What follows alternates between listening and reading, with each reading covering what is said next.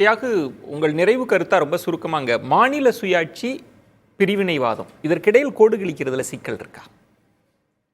எடுத்தோன்னு ஒன்று தெளிவுபடுத்திடுறேன்.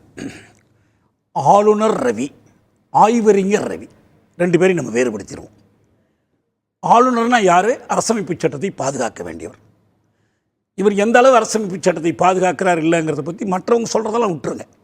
இந்திய உச்சநீதிமன்றம் அறிவு விடுதலைக்கான வழக்கில் மீண்டும் மீண்டும் அறிவுறுத்தியும் அந்த உத்தரவை செயல்படுத்த மறுத்த போது, பொய்யான காரணங்களை இவர் எடுத்து காட்டிய போது, அவங்க 161 பற்றி பேசுகிறாங்க, இவர் 72 சொல்லி பதில் சொல்கிறார்.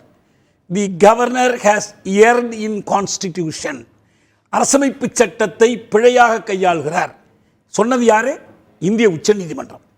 அது முடிந்த பிறகு மிச்ச பேர் இருந்தாங்க, அவங்க வழக்கில் அதையே சொன்னிச்சு. ஏன்னா இவர் எதுவுமே செய்ய மறுத்தார். இது ஒன்று போதும் அவர் பதவி விலகி போகிறதுக்கு. உச்சநீதிமன்றம் கண்டித்த பிறகும் இவர் அரசமைப்புக்கு விரோதமாக செயல்படுறாருன்னு சொன்ன பிறகும் பதவியில் ஒட்டி கொண்டிருந்தார். அதை அப்படியே ஒதுக்கிடுவோம். இப்போ ஆய்வறிஞருக்கு வர்றேன்.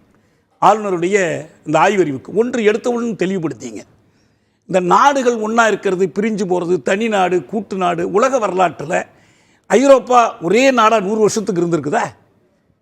இன்னைக்கு பிரஷ்யான்னு ஒரு நாடு இருந்துச்சு, இன்னைக்கு இருக்கா? இல்லை. ஆஸ்ட்ரோ ஹங்கேரின்னு ஒரு நாடு இருந்துச்சு, இன்னைக்கு இருக்கா? இல்லை. செக்கோஸ்லோவேக்கியா இன்னைக்கு செக்கு ஸ்லாவாக்னு 2 நாடாக இருக்குது. சரி, யுகோஸ்லாவியா எவ்வளவு துண்டுதுன்னா போயிருக்குது. இதெல்லாம் நடக்கிறதுக்கு எத்தனையோ வரலாற்று காரணங்கள் இருக்கு. யாரும் உத்தரவாதம் அளிக்க முடியாது. நீங்க இந்த வரி கொள்கை பற்றி பேசுனதுனால நான் சுருக்கம் ஒரு வரியில், ஒன்றிய அரசாங்கம் ஜிஎஸ்டி இழப்பீடு மாநிலங்களுக்கு கொடுப்பதை 2022 நிறுத்திவிட்டது. ஆனா இந்த இழப்பீட்டுக்கான வரி வசூலை 2026 வரை நீடித்திருக்கிறது. மாநிலங்களுக்கு பிரித்து கொடுக்க வேண்டிய வரிகளை கொடுக்காமல் பிரித்து கொடுக்க தேவையில்லாத செஸ் போன்ற வரிகளை அதிகரிச்சு உச்சநீதிமன்றம் சொல்ற வார்த்தையை மட்டும் சொல்றேன். உச்சநீதிமன்றம் ஜூலை 25ஆம் தேதி steel authority of India limited வழக்கில் தெளிவா சொல்றாங்க, வரிகளை சமமாக பகிர்ந்து கொடுக்க வேண்டும். ஒன்றிய அரசு மாநில அரசுகளை குறுநில அரசுகளாக நடத்த வார்த்தை Versailles. They should not treat the states. Ravi கண்ணோட்டத்தில் உச்சநீதிமன்றம் பிரிவினை எண்ணத்தை விதைக்கிறது. சுருக்கமான நிதி ஆயோக்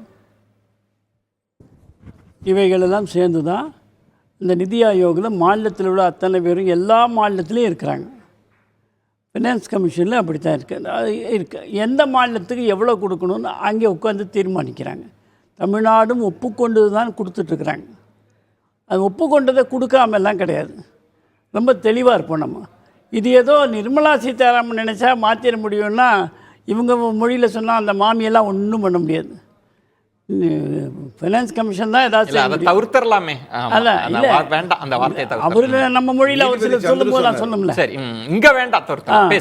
அதே மாதிரி நான் அறிந்த வரையில் நம்முடைய நாட்டினுடைய தேசிய கீதத்திலையும் தமிழ்த்தாய் வாழ்த்திலையும் திராவிடம் என்று சொல் தான் இருக்கிறது. அது நிலப்பரப்பை மட்டுமே குறிக்கின்ற சொல்லாக இருக்கிறது.